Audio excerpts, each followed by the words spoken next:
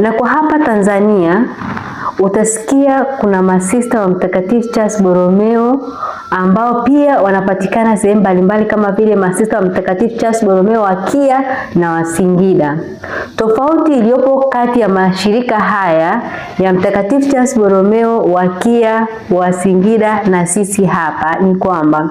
tuna waanzilishi tofauti wa mashirika yetu, kwamba tumemchagua Mtakatifu Charles Borromeo kuwa msimamizi lakini sio mwanzilishi. Kama nilipoeleza hapo awali, mwanzilishi wetu wa shirika alipenda sana maisha na mwenendo wa Mtakatifu Karoli Borromeo, kwa hiyo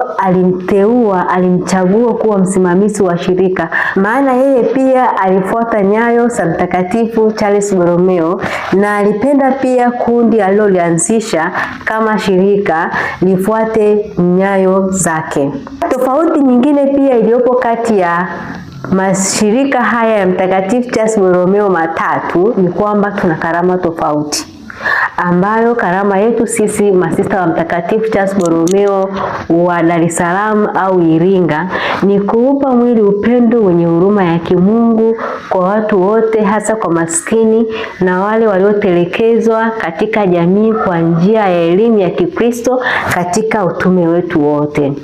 Kwa hiyo usishangae kuona kwamba shirika hili la masista wa Mtakatifu Charles Borromeo linatamkika mara tatu: masista wa Singida, masista wa Kia Arusha ambao pia chanzo chao ni Uholanzi, lakini pia chanzo chetu sisi ni Ubelgiji.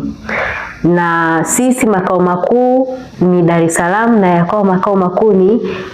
Arusha, Kia na wengine ni Singida. Kwa hiyo haya ni mashirika matatu tofauti,